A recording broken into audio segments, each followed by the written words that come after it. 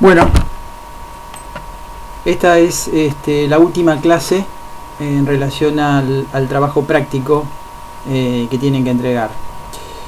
Bien, y se refiere a una de las preguntas, ¿no? El título de la clase sería 300, ¿no? el film 300 y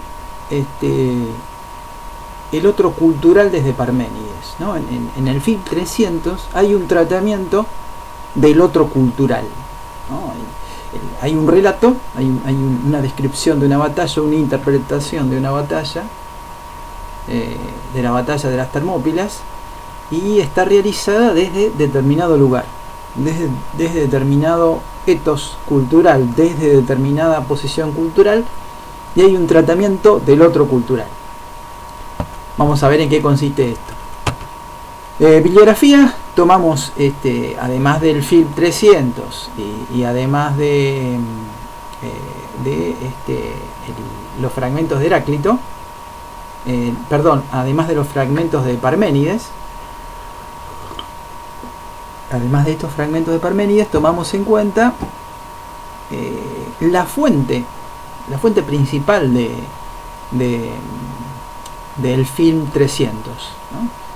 Que es el film 300 se basa en un cómics anterior, y también hay una película de 1962, El León Espartano, pero digamos la fuente de todos los relatos occidentales sobre la batalla de las Termópilas es el de un historiador griego, del padre de la historiografía, que es Heródoto. En este caso sería sin S, sin plural, historia. Libro 7, el libro 7 de la historia de Heródoto. Y hay un autor que tiene un libro sobre la cultura griega, sobre la historia y la cultura griega, que es Javier Negrete, La aventura de los griegos. Recordemos entonces una de las preguntas del trabajo práctico, que tiene que ver con esta clase. ¿Qué tipo de relación implícita establece el film 300 con primera película, en el sentido de la otra película era el Día de la Marmota, que correspondía a otra parte del práctico? Entonces, ¿qué tipo de relación implícita establece el film 300 con lo uno y lo múltiple, y con el ser y el no ser de Parménides?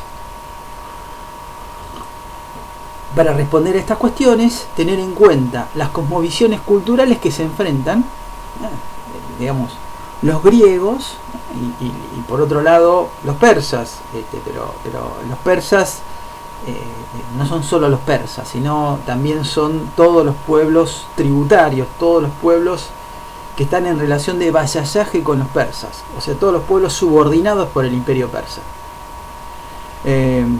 Todos los pueblos, para emplear un término moderno, anacrónico, porque es muy posterior, todos los pueblos que aceptan una relación colonial de subordinación y una relación asimétrica con los persas.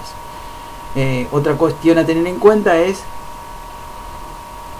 la posición ideológica que toma el film. Por ejemplo, si privilegia a Occidente o a Oriente o a lo asiático.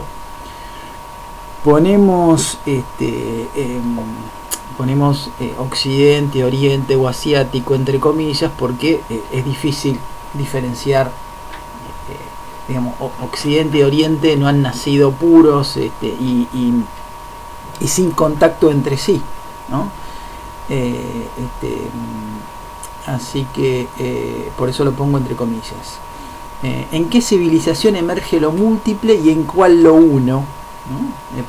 Digamos, si la idea va a ser, ¿no?, utilizar un episodio histórico para entender mejor categorías filosóficas de Parménides, ¿no? Ese sería el objetivo práctico, el objetivo pedagógico, entender mejor las categorías de Parménides, que son filosóficas, y para entenderlas mejor nos valemos de la aplicación de esas categorías a un episodio histórico.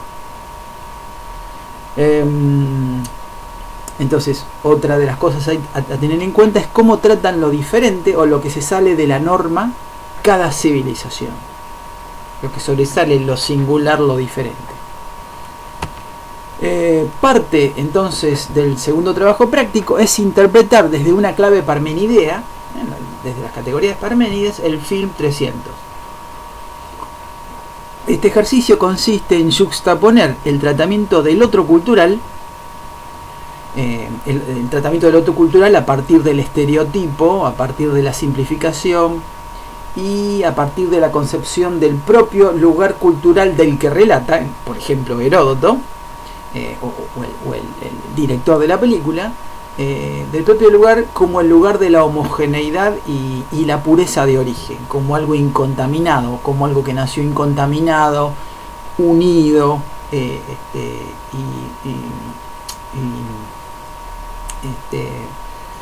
fuera de toda contaminación. Entonces consiste en yuxtaponer el tratamiento del otro cultural y la concepción de Parménides, ¿no? Del uno y de lo múltiple,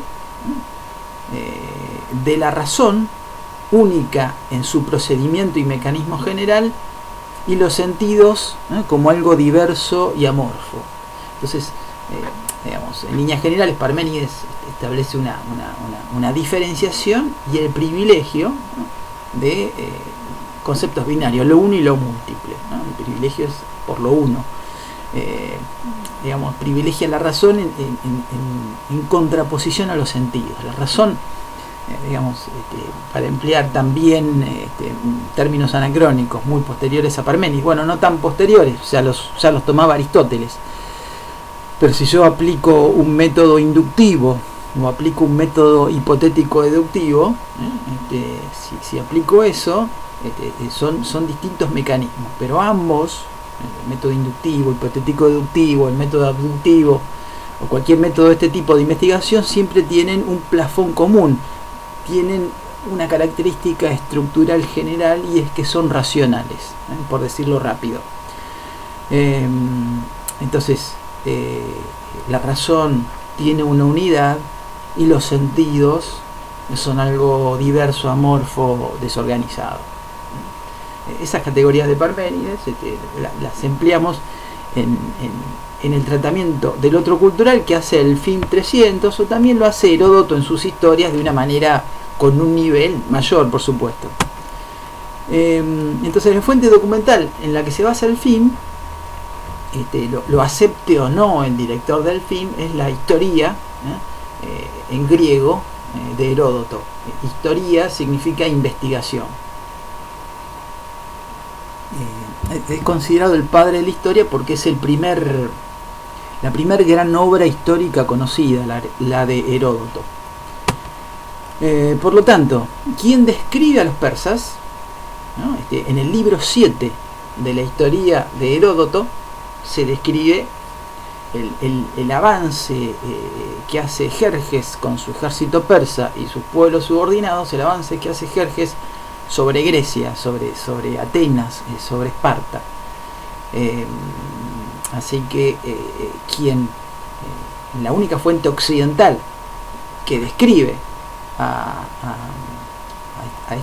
esta guerra de civilizaciones, en realidad también es un término anacrónico, es del siglo XX, pero bueno, el caso es quien describe esta guerra es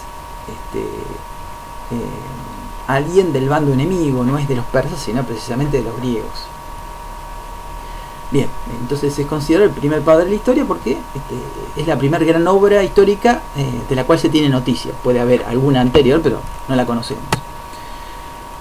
Entonces, en el libro 7 de la historia de Heródoto se relata la batalla de las Termópilas.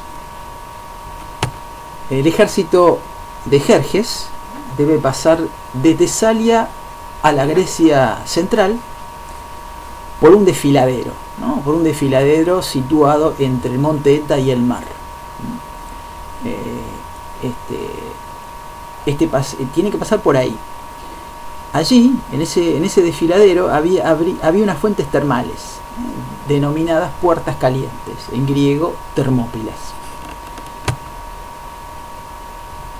esta es una cita de Javier Negrete, que describe la geografía de las Termópilas. El desfiladero, donde el viajero puede encontrar una estatua levantada en honor a Leónidas, ha cambiado mucho desde entonces. Los sedimentos arrastrados por el río Esopo y los torrentes que bajan del Eta han hecho que la costa se aleje varios kilómetros. Ese desfiladero es más grande en la actualidad, pero en el año 480 a.C., que es cuando se produce este episodio histórico, había puntos del desfiladero con menos de 30 metros de ancho, que se reducían a 15 en los lugares más angostos. Un desfiladero de 15 metros, ¿no? Heródoto, por ahí exageradamente, dice Javier Negrete, digamos, da la cifra del ejército persa, que serían 2.640.000 combatientes, contando no solo los soldados, sino los asistentes y los acompañantes, que eso se ve en la película, un mar de gente verdaderamente. Bien, el punto es que por ahí exageró en números. Es difícil contar, los historiadores militares dicen es difícil contar soldados en este caso, pero es más fácil contar tirremes, es decir, los barcos de guerra son más fáciles de contar. Así que ahí probablemente Heródoto no se haya equivocado, o los informantes de Heródoto, los testigos de Heródoto no se hayan equivocado en contar barcos, pero es más complicado contar personas. Bien, entonces, tanta gente por un espacio tan estrecho podía ser defendido por una cantidad de gente menor. En realidad no son solo 300, ¿no? Son en realidad, Leónidas cuenta con una fuerza de 7.000 personas, de los cuales la tropa de élite son 300 espartanos. O sea, los espartanos son 300, pero hay algunos pueblos digamos, relacionados, subordinados a Esparta, que también participan. Generalmente los atenienses están en otra zona de la batalla, en la batalla marítima, ¿no? Jerjes avanza por tierra y por mar. En general los griegos los atenienses están apostados en la batalla marítima, en Artemisa, en Artemiso, si mal no recuerdo. Bien, ese ejército es formado por 61 pueblos diferentes, ¿no? Es un ejército barroco, variado, con uniformes de todo tipo, porque responden a distintas cortes étnicas, ¿no? Responden a distintos pueblos, entonces el uniforme es diferente, la forma de vestir, la forma de luchar es diferente. El paso tenía entonces 5 kilómetros de longitud y presentaba 3 estrechamientos conocidos como puertas, ¿no? Leónidas y sus hombres se apostaron en la segunda puerta. Una de las cuestiones que es necesario analizar en la película, o la más importante, es la estética, ¿no? La cuestión de qué estética se despliega en la película y qué estética se despliega para cada bando. ¿No? Podemos confrontar la imagen del film con la imagen del film con la forma en la que se lo representa el arte persa, ¿no? Me refiero a Jerjes, cómo se lo presenta a Jerjes en el film y cómo se lo presenta en el arte persa. El arte persa, dice Javier Negrete, lo representa alto y apuesto, sea cierto o no, desde luego no tenía nada que ver con la caricatura de 300. O sea, el arte persa representaba a un Jerjes con una barba larga y rizada, y no parece que en el arte persa fuera aficionado a los piercings, ¿no? Eso parece bastante anacrónico, ¿no? Eso es una imagen más bien trasladada al pasado, eso sería lo anacrónico. En general, en la literatura y en el cine, dice Negrete, se le ha tratado con bastante desdén y se lo ha representado o bien débil, o inepto, o cobarde, o malvado, o todo a la vez. El propio Heródoto tiene una posición pendular ahí que vamos a ver ahora. Lo presenta por un lado magnánimo y hasta compasivo, y por otro propenso a la soberbia y a arrebatos de cólera que lo llevan a cometer actos de crueldad, ¿no? Un mismo episodio, por ejemplo el que vamos a ver, lo presenta por un lado magnánimo tiempo después, soberbio y cruel. Es decir, se presenta Jerjes, se lo presenta ahí en la película, pero también lo presenta así Heródoto, en un nivel intelectual mayor. También lo presenta Heródoto, guiado más por los impulsos que por la razón, es decir, más guiado por lo que Parménides desprecia, ¿no? Lo que Parménides toma en un segundo plano, que es el mundo sensorial, el mundo de la materia, el mundo de la diversidad, ¿no? Está más guiado por ese mundo, que es lo que Parménides toma en menos. Cuenta Heródoto que en su avance, que Jerjes en su avance se encuentra con un noble y rico lidio, ¿no? Lidio sería la Lidia sería un territorio vasallo del imperio persa. Este noble lidio, ¿no? Es este noble y rico lidio, que no pertenece a los persas, le ofrece su fortuna, le regala su fortuna.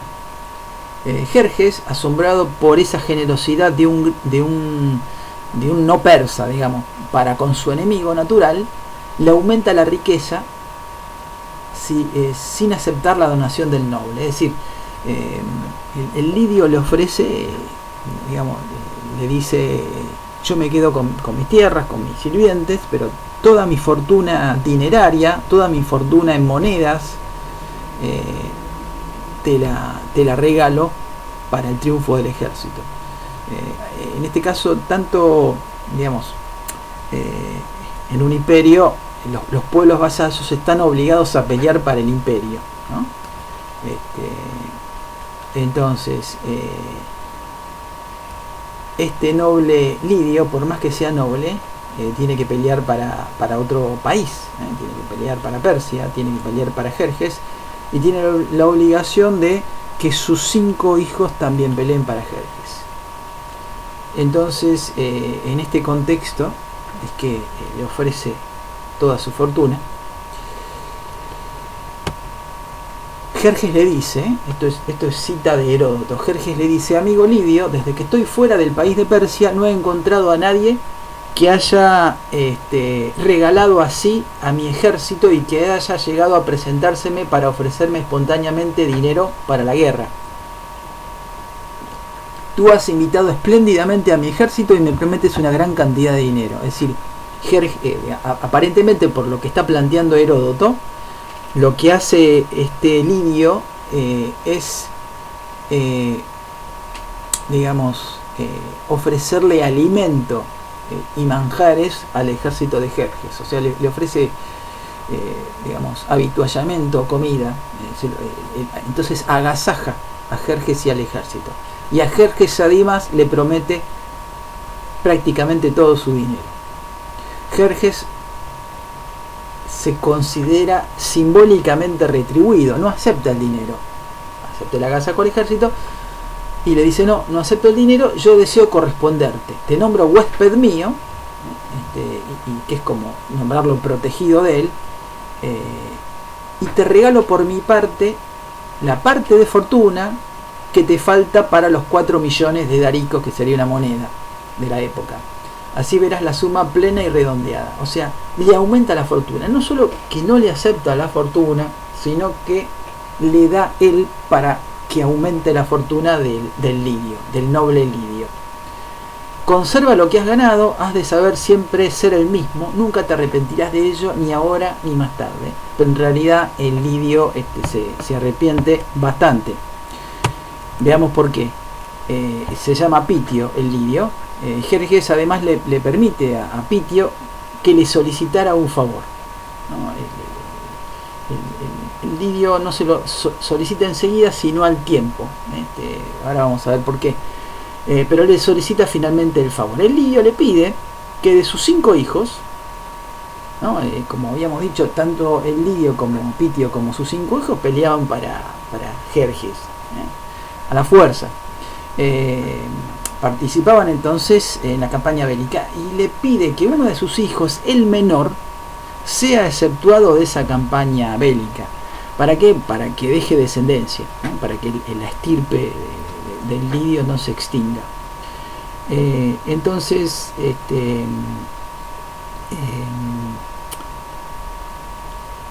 Jerjes se enfurece, cambia de humor, y de sentirse agradecido y generoso con Pitio, se enfurece totalmente, porque el mismo Jerjes más la familia de Jerjes también participaba en la campaña militar. Entonces se pregunta cómo un simple esclavo, ¿no? Lidio era un simple subordinado, ¿no? Al imperio persa, osa pedir semejante cosa, siendo que en realidad no solo deberían seguirlo sus hijos, sino toda su casa, o sea, su hacienda, sus sirvientes y su mujer. Deberían seguirlo todos. Jerjes ordena que corten en 2 pedazos al hijo menor del lidio y que pongan las mitades a cada lado del camino, ¿no? Entonces, entre medio de esas mitades pasaría el ejército. En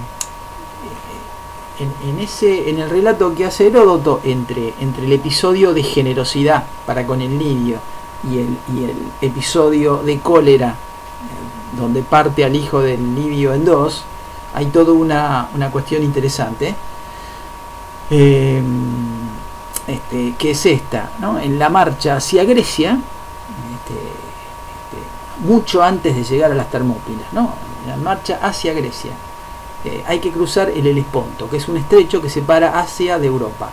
Jerjes ordenó a los pueblos subordinados al imperio persa, algunos de ellos, los egipcios y los fenicios, les ordenó que tendieran 2 puentes de barcos unidos por gruesos cables de lino y papiro, tendiendo sobre ellos una larga pasarela de madera con suelo de ramaje y tierra. Es decir, hace un puente flotante con barcos de guerra, supongo que viejos, con no los de mayor tecnología, que serían los que se van a usar para la guerra contra Grecia. Se decía que tenía 1200 tirremes, o sea, sí, 1200 barcos de guerra. Decía Heródoto, pero por ahí había exagerado un poco también. Después parece que son menos, parece que son la mitad. Pero el punto es que emplea 700 barcos en construir ese puente. Esto lo plantea Heródoto, lo retoma después Javier Negrete. Una tormenta dispersa el puente de naves. Una tormenta lo dispersa, y cuando esta obra de ingeniería excepcional para la época, y para cualquier época, se destruye por la tormenta, Jerjes demuestra otro episodio de cólera, y con algunas características específicas. En el parágrafo 35, Heródoto plantea: llenó de enojo esta noticia el ánimo de Jerjes, quien, irritado, mandó a castigar a la naturaleza, ¿no? Mandó a castigar al estrecho, al mar, con 300 azotes de buena mano, y arrojar al fondo de él al mismo tiempo un par de grillos, ¿no? Digamos, acá demuestra una posición como animista ante la naturaleza, ¿no? Vaya a saber si es cierto o no. El punto es que lo castiga al mar por haberse osado a enfrentar a alguien que era casi un dios, Jerjes. Aún tengo oído más sobre ello, dice Heródoto, que envió allá unos verdugos para que marcasen al Helesponto. Lo cierto es que ordenó que al tiempo de azotarle le cargasen de baldones y oprobios bárbaros e impios, diciéndole: agua amarga, este castigo te da el señor Jerjes, porque te has atrevido contra él, sin haber recibido antes de su parte la menor injuria. Entiéndelo bien y brama por ello que el rey Jerjes, quieras o no quieras, pasará ahora sobre ti. Con razón veo que nadie te hace sacrificios, pues eres un río pérfido y salado. Tal castigo mandó ejecutar contra el mar, pero lo peor fue que hizo cortar las cabezas de los oficiales, de los ingenieros encargados de construir el puente. Esta cuestión puede verse como una gran obra de ingeniería, que se rehace, porque finalmente este puente flotante se rehace. Se rehace y el ejército finalmente pasa, ¿no? Es una obra impresionante. Se puede ver como la obra de un ingeniero, una gran obra de ingeniería, o se puede ver como la obra de un megalómano, de un hombre exagerado, de un hombre que se cree un dios, que se cree mucho más de lo que es, o de alguien con un delirio de grandeza que lo hace creerse un dios, ¿no? La cuestión del delirio se podría aplicar también al castigo al mar, aunque también Javier Negrete plantea que podría deberse a una cierta ceremonia religiosa para controlar la naturaleza, esta cuestión del castigo al mar. Bien, entonces la idea acá sería, estos serían algunos datos para solo digamos, evidenciar lo que ustedes seguramente ya han visto ahí en la película, es ese tratamiento donde de un lado hay una diversidad, una masa, cómo son presentados los persas, ¿no? Son presentados como una masa amorfa, sin control. Recuerden, ese es el relato, vaya a saber si los persas son así, digamos, ese es el relato de los griegos, ¿no? de Heródoto. Y del otro lado, los 300 son una misma persona, una misma disciplina, una misma persona, un mismo uniforme, una misma estética, un mismo pensamiento.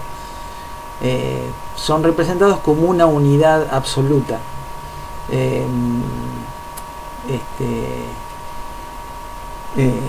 Ahí aparece Jerjes con arrebatos de cólera, de alguien llevado por sus impulsos, por sus sentidos, y por otro lado se presenta a los 300 y a Leónidas como soldados que anteponen el honor ante otra cosa, ante el miedo, ante los sentidos, anteponen el honor y anteponen, digamos, y utilizan la razón para resguardar ese honor. Bien, estos son solo algunas cuestiones para que ustedes trabajen en esta parte del práctico, y esta sería la última clase en relación al práctico.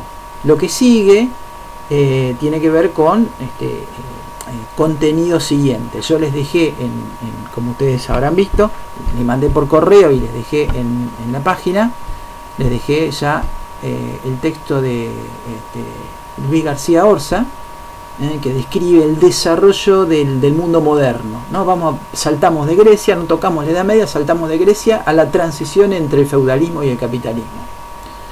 Entonces ahí el texto de García Orza describe cambios científicos, económicos, culturales que van del final del feudalismo, del final de la Edad Media hacia el principio del capitalismo. El periodo que se relata es entre el siglo XIV, XV, XVI, XVII. Entonces esa es la base de la filosofía posterior, y ahí empezamos con Descartes. Bien, eso sería para después del práctico, y esta es la última clase de lo que tiene que ver con este práctico a entregar pronto. Bueno, esto es todo.